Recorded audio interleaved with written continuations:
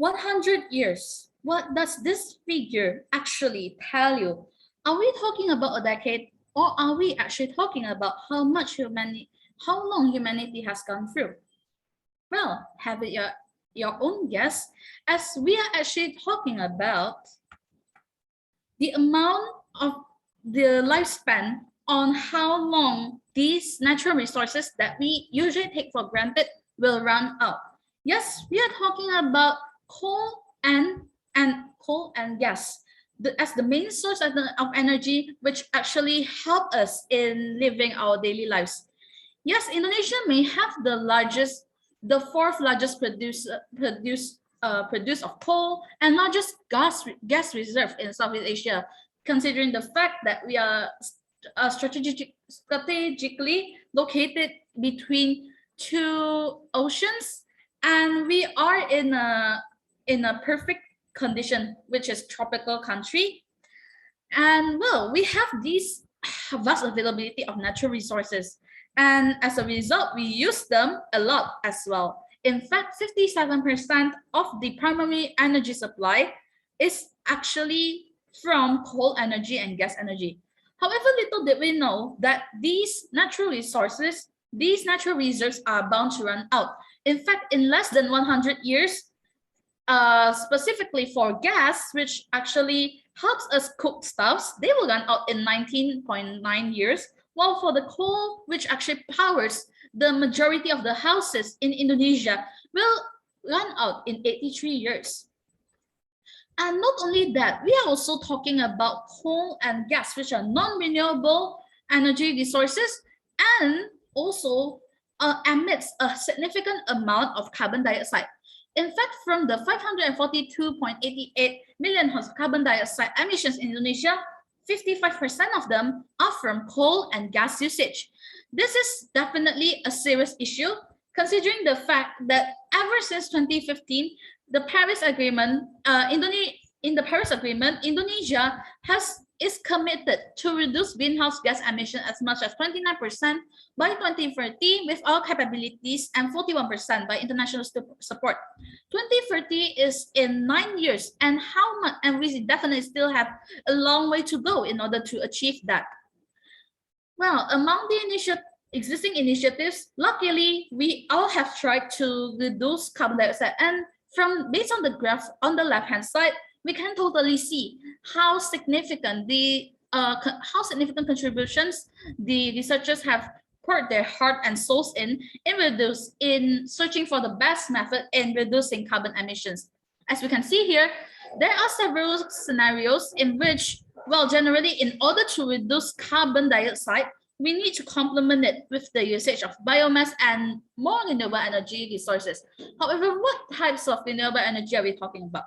Okay, when we are talking about sustainable energy, we are talking about the power that is inexhaustible and the ones which do not actually emit lots and lots of carbon dioxide. Therefore, on the right-hand side of the slide, as we can see here, there are these 5 diagrams, right, in which there are fossil fuels coupled with carbon capture and storage, renewable energy, bioenergy, and bioenergy with CCS. And we can see here that renewable energy, even though they do not actually emit carbon dioxide, they cannot reduce the existing carbon, when that is what we actually need. However, if we were to actually complement it with the usage of CCS, especially with bioenergy, we will be able to actually solve the issues of carbon emissions. In fact, we are actually encouraging the usage of carbon capture and storage, which is combined with bioenergy, since they have the potential of reducing carbon dioxide in significant amount while supplying energy effectively. So, welcome to the presentation of strategies in promoting CCS or CCUS technology for Indonesia's energy sustainability. This is an assignment by the IVC IEA GHD Geosciences Summer School, and here I am, Desi, ready to present my version of strategy that can be made into consideration.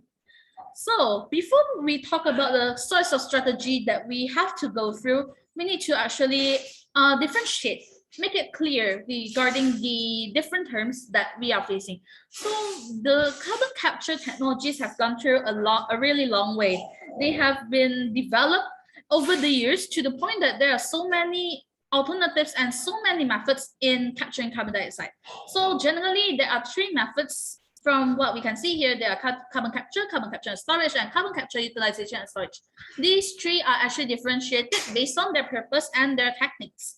And therefore, since these technicalities have some minor points which they can be differentiated upon, education regarding this will be required to avoid misunderstandings. And that is the first thing that we have to consider in implementing the strategy of introducing CCS or CCUS towards Indonesian citizens, for they have little to know, for most of us do not really know the differentiation between these three technologies yet.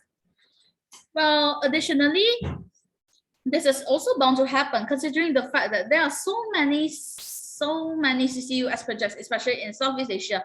In Southeast Asia alone, there are about 7 projects in total, and they are all spread in the whole Southeast Asia.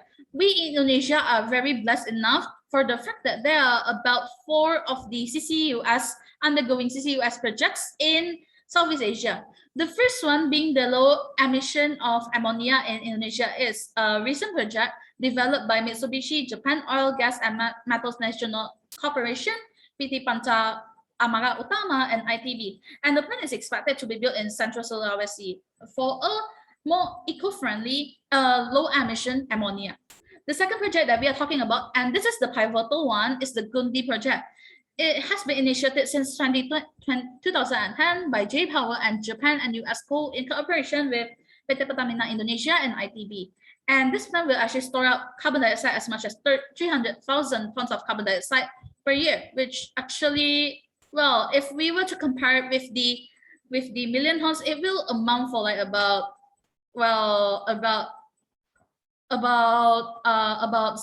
1 or 6%. That's actually a very significant amount already. The third one is the Sakakemang Block Natural Gas Development, which is in which this is actually a sustainability plan for Indonesia by Sakakemang Block NGL in South Sumatra by Gatsal SR, in which they are planning to build a CCUS plant in this area. And the last one is the studies in Sukawati and Tangguh, which are still undergoing until today. So based on the current trends, since we having considered both of these facts, the fact that CCUS is actually developing in such a fast rate, as well as the fact that we require education, all of the stakeholders must work hand in hand in order to actualize this idea, be it the government, the companies, education, and the society. So let's talk about the government. So recently, Indonesia has this initiative called MBKM, and this will be a very strategic one, considering that students are expected to work in a company to contribute to learn about some new things in the industry that they are interested in, and they will contribute to the future of the industry in itself. So the first thing that the government has to do is to socialize about CCS and CCUS, and encourage universities to actually educate about the students in taking more CCS or CCUS prospects. And also the government also has to conduct partnership with several companies. As we can see in the previous slide, Indonesia is very lucky enough that a lot of countries have already placed interest in our country to build their CCS and CCUS projects. So this will be a very good opportunity for the government to actually collaborate with several of these companies. Meanwhile, they can also enforce rules to actually, let the industries know regarding the initiatives of lowering carbon emissions. And for the industries itself, they have to actually abide the rules set by the government, and they can also host a project, and they can also act as a donor, considering that they definitely have to give back to the society through their sustainability reports. And this is one way for them to actually let themselves know to the society.